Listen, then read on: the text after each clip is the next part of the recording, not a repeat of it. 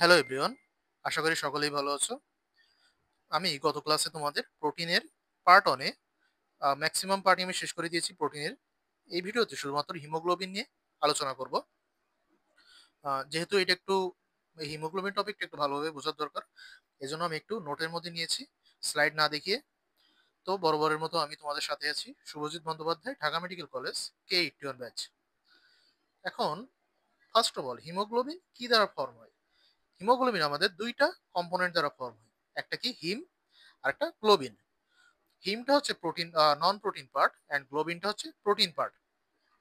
তাহলে এটা আমরা আগেই পড়েছি, প্রোটিনের মধ্যে কিছু আছে সিম্পল প্রোটিন, কিছু আছে কমপ্লেক্স প্রোটিন। তো এর মধ্যে এটা হচ্ছে সেই কমপ্লেক্স প্রোটিন, যাতে একটা প্রোটিন পার্ট থাকে, একটা নন প্রোটিন পার্ট থাকে। এখন এই যে প্রোটিন পার্ট, নন প্রোটিন পার্ট, দুইটা নিয়ে আমরা আলাদা আলাদাভাবে আলোচনা করব।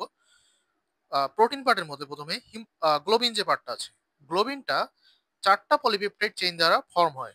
ওকে, এই যে গ্লোবিনটা, এই জন্য এটা একটা কি স্ট্রাকচার বলতো প্রোটিনের? আমি আগেই পড়িয়েছিলাম প্রোটিনের চারটা স্ট্রাকচার থাকে: primary, secondary, tertiary and quaternary. তাহলে এটা নিশ্চয়ই কোয়াটার্নারি স্ট্রাকচার, যেহেতু এখানে চারটা পলিপেপটাইড চেইন থাকছে।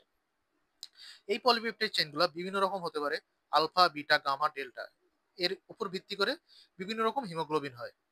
তাহলে গ্লোবিন পার্টটা এইটুকুই আমাদের পড়ালেখা। আর হিম পার্টে, হিমটা দুইটা উপাদান দিয়ে তৈরি। একটা হচ্ছে প্রোটোপোরফাইরিন 9 অ্যান্ড ফেরাস আয়ন। প্রোটোপোরফাইরিন 9 এবং ফেরাস আয়ন। এই প্রোটোপোরফাইরিন 9 আবার চারটা পাইরোল নামক একটা কম্পোনেন্ট দিয়ে তৈরি। চারটা মানে পাইরোল, চারটা পাইরোল যোগ হয়ে এটা কি দ্বারা যোগ হবে? মিথিনাইল ব্রিজ বন্ড সিএইচ, এইটা দ্বারা যোগ হয়ে একটা প্রোটোপোরফাইরিন 9 ফর্ম করবে।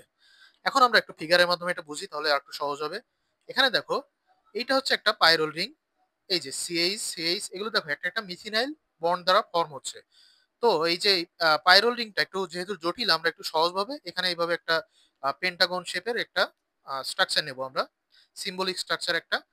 এখন আমি কি বলেছি? চারটা পাইরোল রিং নিয়ে ফর্ম করবে প্রোটোপোরফাইরিন। তো এখানে দেখো একটা, দুইটা, তিনটা, চারটা, চারটা পাইরোল রিং নিয়ে কি ফর্ম করছে? এগুলো তোমার মিথিনাইল ব্রিজ বন্ড সিএইচ মাধ্যমে ফর্ম করছে কি একটা প্রোটোপোরফাইরিন।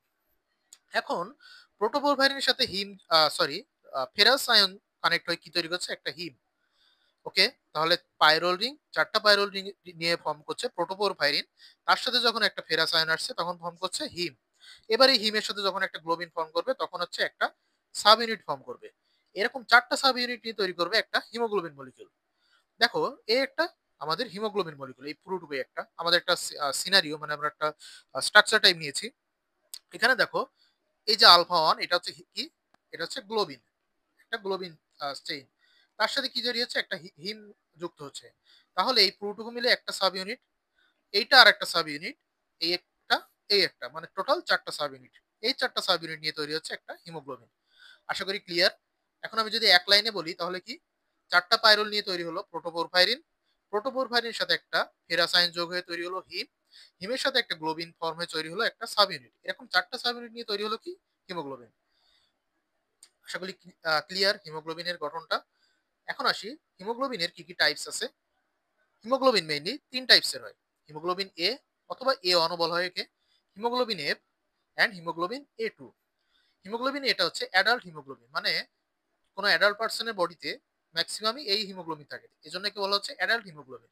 কিন্তু একজন ফিটাসের দেহে হিমোগ্লোবিন এফটা ম্যাক্সিমাম থাকে, এর জন্য এটার এফ মানে হচ্ছে ফিটাস। ওকে, ফিটাল হিমোগ্লোবিন। আর হিমোগ্লোবিন A2 এটা একটা মাইনর হিমোগ্লোবিন, সামান্য পরিমাণে থাকে। দেখো, এই যে হিমোগ্লোবিন A, এটাতে কি কি চেইন থাকে? মানে গ্লোবিন চেইন যেটা বলছিলাম আমি, গ্লোবিন চেইন আলফা 2 বিটা 2, এই দুইটা সাব ইউনিট নিয়ে তৈরি হয়। এটা থাকে আমাদের বডিতে 95%। আর হিমোগ্লোবিন এফটা হচ্ছে আলফা 2 গামা 2, সরি, হ্যাঁ, গামা 2 নিয়ে ফর্ম হচ্ছে। এটা হচ্ছে লেস দেন 2% আমাদের বডিতে থাকে। আর হিমোগ্লোবিন A2টা হচ্ছে আলফা 2 ডেল্টা 2, এটা হচ্ছে 2 থেকে 5%। এখন ফাংশন অফ হিমোগ্লোবিন তোমরা জানোই কি করে। তোমার বডি থেকে লাংসে কি নিয়ে যায়? কার্বন ডাইঅক্সাইড নিয়ে যায়, এবং লাংস থেকে আমাদের সেলে অক্সিজেন নিয়ে যায়। তাহলে oxygen and carbon dioxide transport করে। আবার এটা একটা বাফার হিসেবে কাজ করে। হিমোগ্লোবিন বাফার আমরা পড়েছি বায়োকেমিস্ট্রিতে ফার্স্ট চ্যাপ্টারে। তো এটা কি করছে? First of all gas transport করে এবং বাফার হিসেবে কাজ করে। এখন আসি synthesis of haemoglobin. Haemoglobin synthesis কিভাবে হচ্ছে, তাহলে তোমাদের আমি আগে একটা রাফ ধারণা দিয়েছি কিভাবে হিমোগ্লোবিনটা ফর্ম হয়। তো সেরকমই ইজি, শুধুমাত্র এখানে তোমার প্রোটোপরফাইরিনটা ফর্ম হচ্ছে সাকসিনাইল কোয়ে অ্যান্ড গ্লাইসিন দিয়ে প্রোটোপরফাইরিন 9টা, মানে এই দুটো মেইনলি কি করে পাইরোল ফর্ম করছে।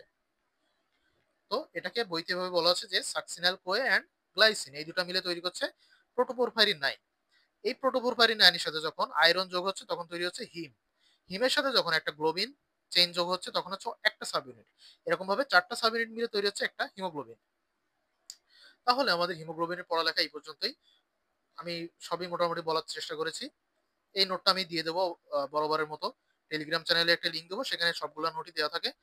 তো ভিডিওটি ভালো লেগে থাকলে অবশ্যই লাইক করো, চ্যানেলটি সাবস্ক্রাইব করো পরবর্তীতে আরো ভিডিও পাওয়ার জন্য। আর অবশ্যই বন্ধুদের মাঝে শেয়ার করে দাও। সকলকে ধন্যবাদ আবারও।